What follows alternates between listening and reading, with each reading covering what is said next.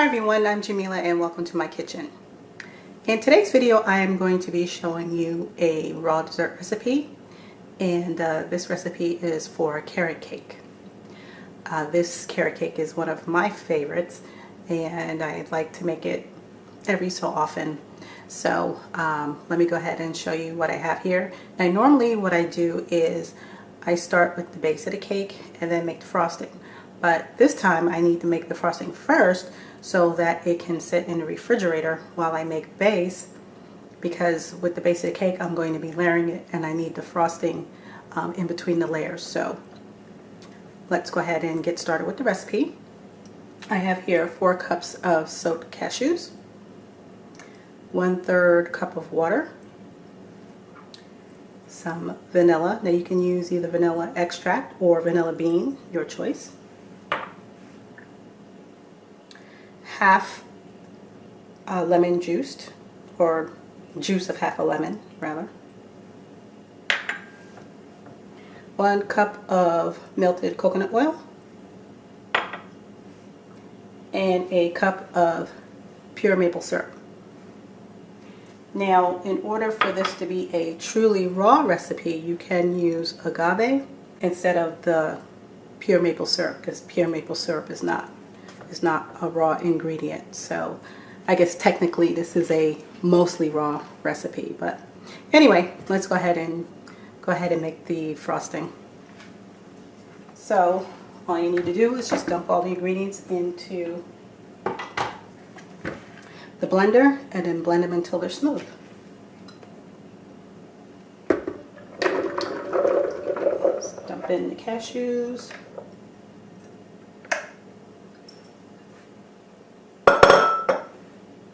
Coconut oil,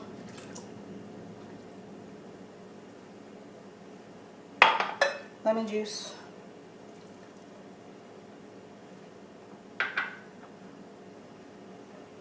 maple syrup, and I'm going to put in about 2 teaspoons. But you guys, if you've watched any of my previous videos, you know how I roll. I will taste this, and then if I need to adjust any ingredients, then I will adjust accordingly. And I'm going to put in half of this water. Not quite sure, you never can tell sometimes with raw ingredients, the water content when you're soaking nuts. So I'm going to go ahead and blend this up, and then I'll see what the consistency is. If I like it, if it's too thick, then I'll thin it out. Alright, let's go ahead and check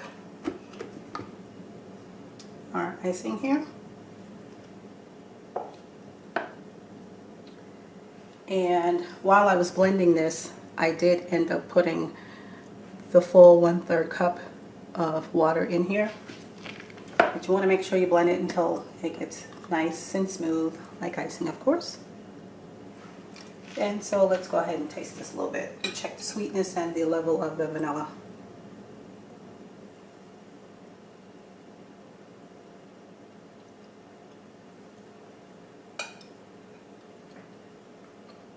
Now for my taste, it could use a little bit of both. So I'm just going to put a little bit more vanilla in here.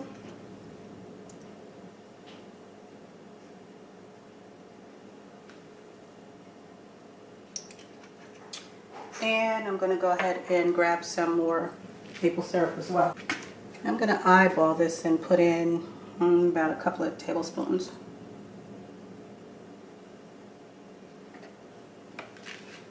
That should do the trick. And we're going to go ahead and blend this up again.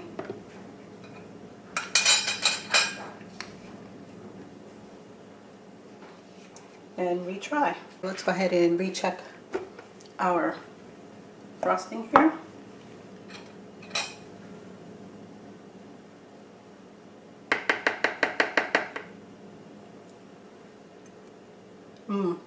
This is perfect.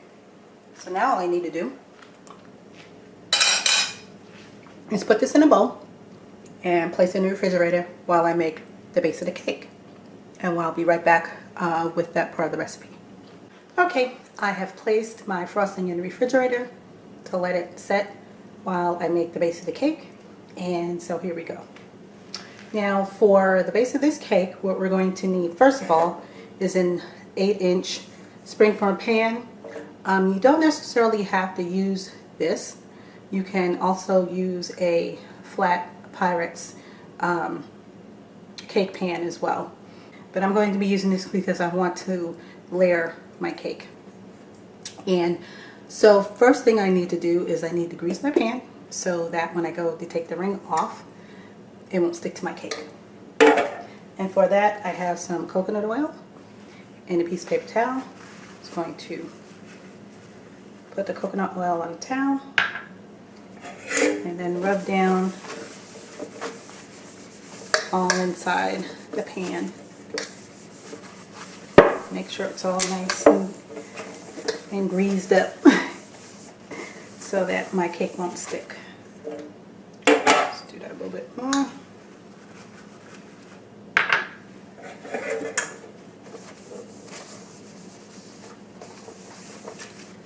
Okay. Now I'm just going to set this aside until I have the cake batter ready.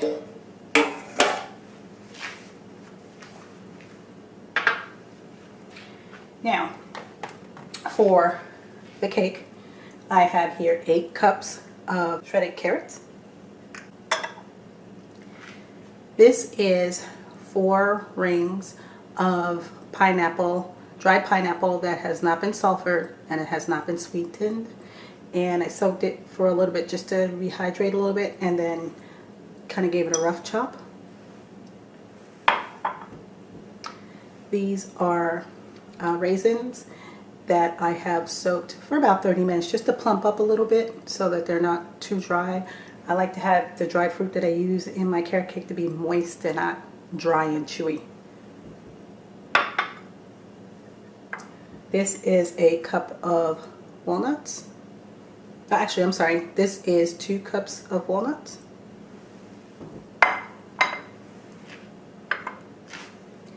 And I have here 2 cups of pitted medjool dates.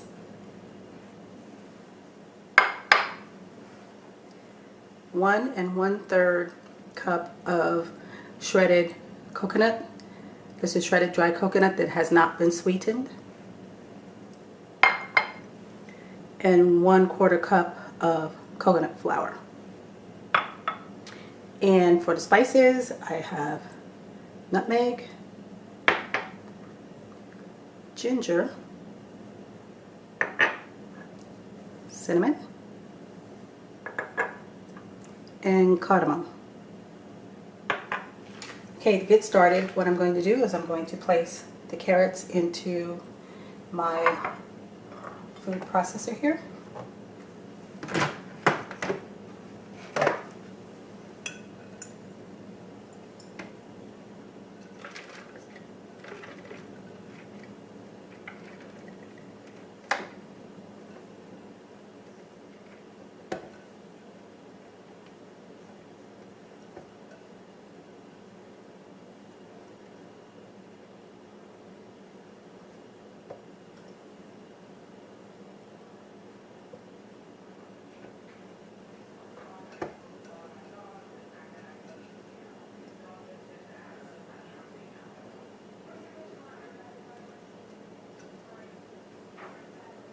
Okay, now what I'm going to do is I'm going to grind this down a little bit because it did fill up my food processor bowl, so I'm going to go ahead and kind of get this to grind down and then I'll add the rest of my ingredients.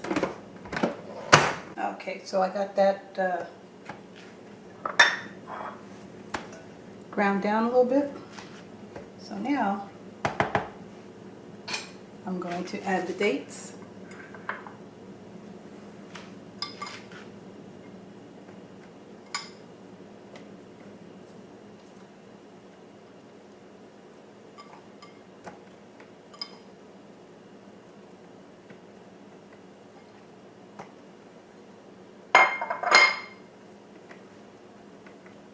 Coconut flour,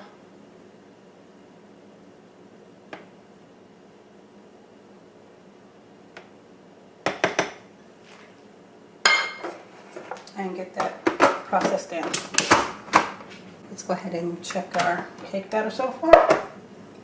Now what you want to let your food processor run until your batter looks like that, to where the carrots and the dates are well incorporated. You don't have any chunks of dates, and it's nice and smooth. So next, we're going to add walnuts.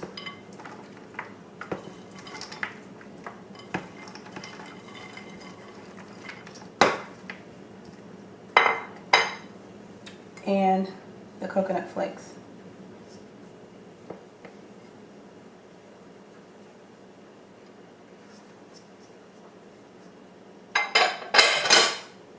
Okay, let's go ahead and check our batter now.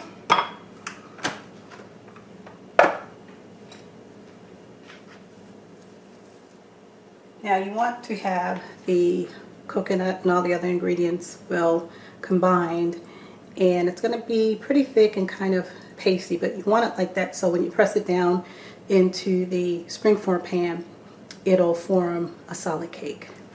So, and you don't have to worry about your walnuts being totally blended.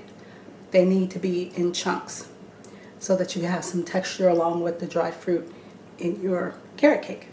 So next step is just to go ahead and take this out of the food processor bowl, put it in a mixing bowl so we can mix in our dried fruit. Now I have my batter all in the bowl, and at this point I'm also going to add not only the fruit but the spices as well. So I'm just going to go ahead and throw in the dried pineapple and the raisins.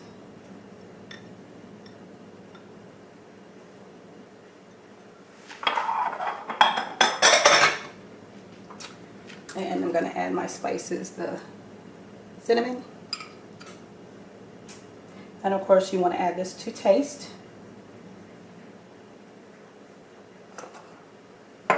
Cardamom.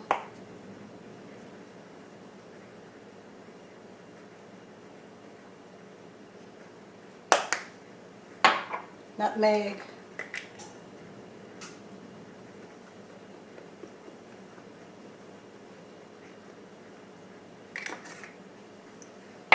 And ginger.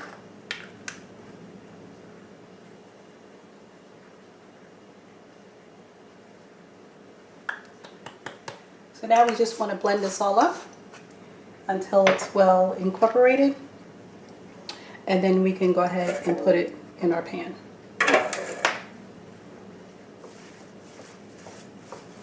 I'm using a fork to separate the chunks of the dried pineapple and the raisins, as well as mix in the seasonings. But you know, whatever works best for you, but this works pretty good for me. I think I have that well mixed in, so I'm going to go ahead and taste it to test the level of my spices.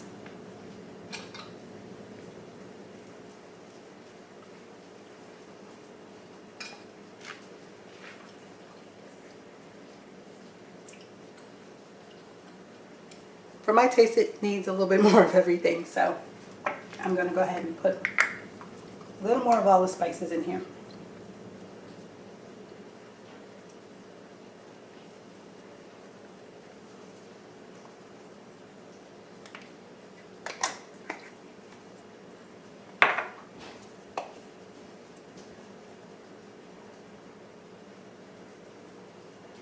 But you know, like I said before, you go according to your own taste.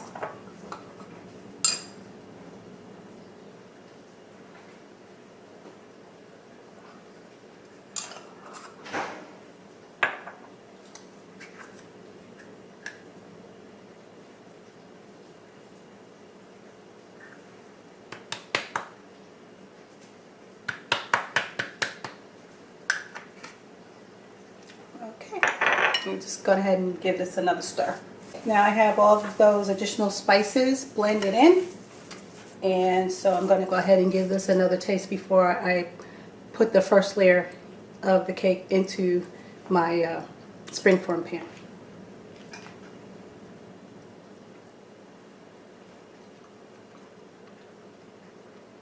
Now that is perfect. So now I am going to take half of this batter and press it down in the bottom of my springform pan. Okay, that looks to be about half, more or less.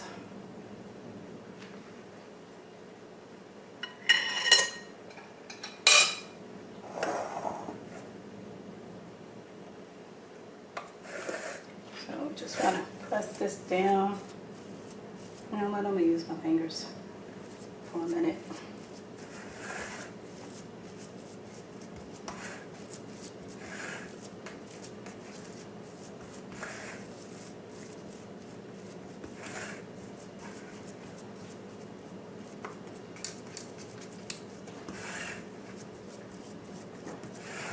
And you want to try to get this evenly pressed down into the pan.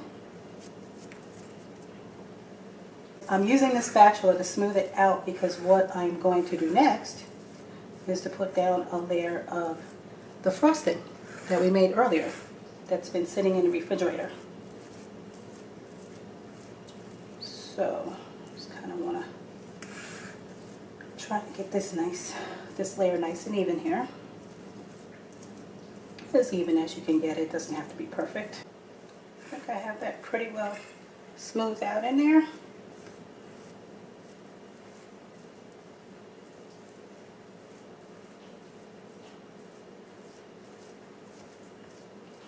So next is a layer of the frosting. I just took the frosting out of my refrigerator and see it, because of the coconut oil that's in here, it thickened up really nicely when I put it in the refrigerator. So just go ahead and give that a stir. And we're going to add a layer of frosting on top of this. Put as much or as little as you like.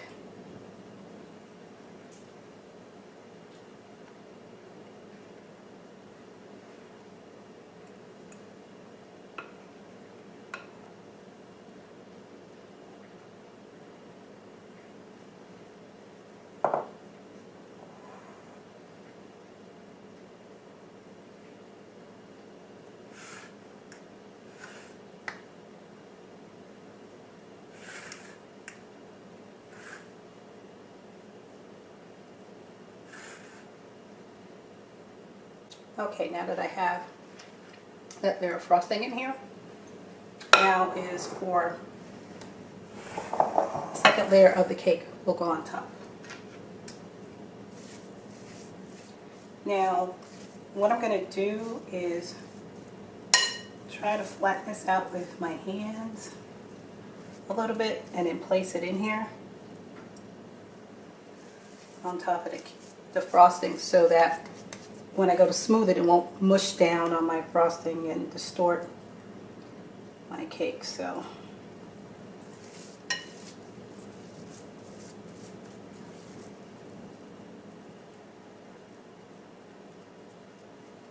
at least not too much. You will have to push down on it a little bit, but this will help the frosting to stay in place and not gush up or ooze out, if you know what I mean.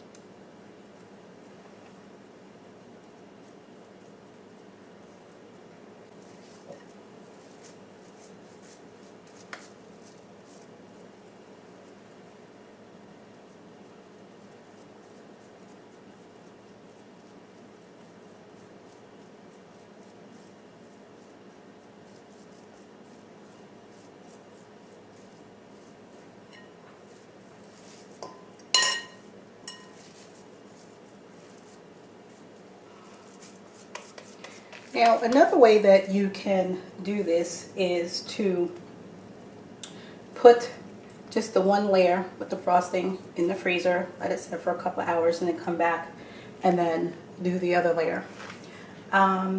just for the sake of time, and my husband tasted the batter, so he wants to have this as quickly as possible. I'm doing it this way.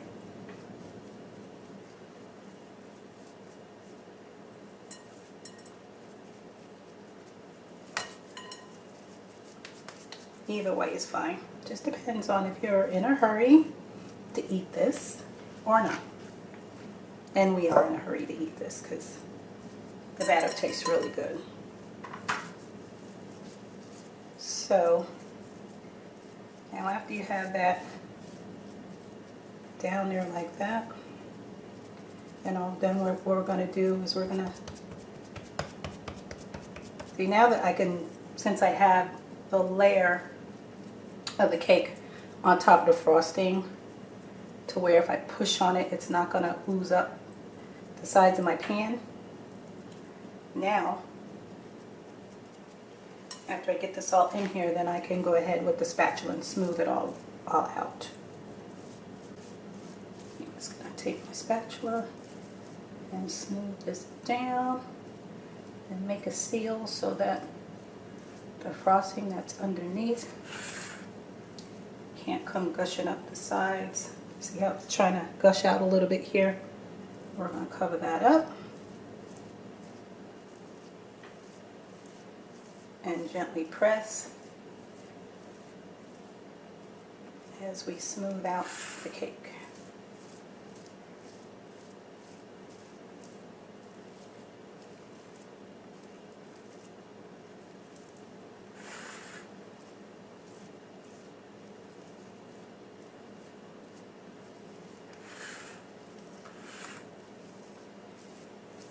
Now, of course, if you're making this in a sheet pan or 8x8 baking pan, then of course all you would do is press all of the batter down into that pan, smooth it out, pour on your frosting, and then set it in the freezer or in the refrigerator to let it set. Pretty well smoothed out.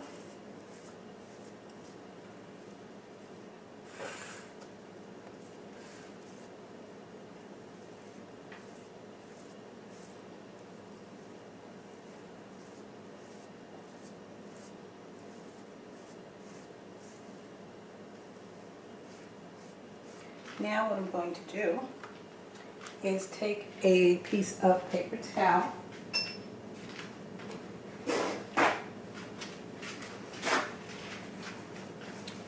and clean up these edges in here. You can see what I'm doing here. Okay, see all of that, all the extra cake batter. I cleaned that up off of there. Now I'm going to pour some of this frosting over the cake.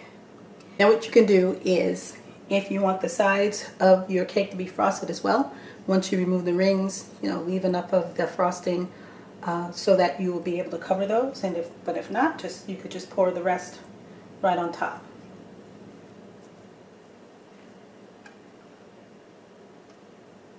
And I'm going to leave some so that I have some to cover the sides. I do believe I should have enough to cover the sides of my cake.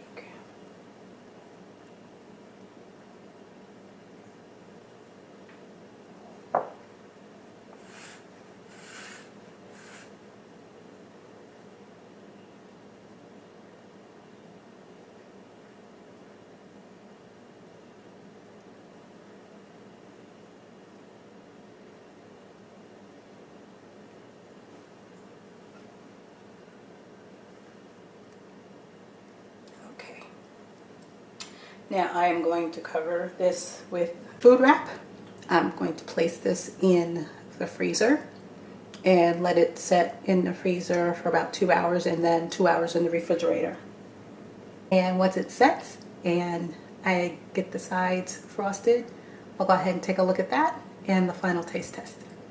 I am back. It is the next day. I actually planned on only leaving my cake in the freezer for 2 hours and then in the refrigerator for 2 hours for it to set, but it didn't work out that way, so I actually let it sit overnight in the refrigerator, and I just took the ring off and just give you a look at how it turned out. You can see the layers.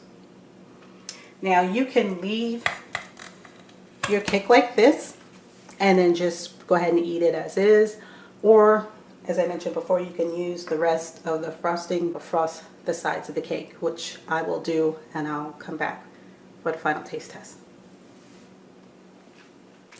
Okay, I have frosted the sides of my cake, and I also sliced it open, or took a slice, so that you can see the inside, how it's layered.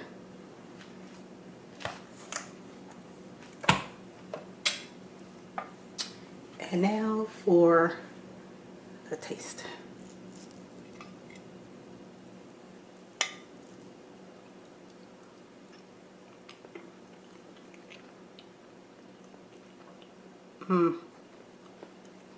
This is really good and moist. This will rival any baked carrot cake. I guarantee it. It has the chunks of walnuts and the raisins and the pineapple. It's really good. If you make this cake, I know you'll be pleased with it. So, there you have it. My raw carrot cake, or no bake carrot cake. If you like this recipe and enjoyed the video, please give it a thumbs up. And don't forget to share with your family and friends. And also subscribe for new recipes each week. Until next time, bye.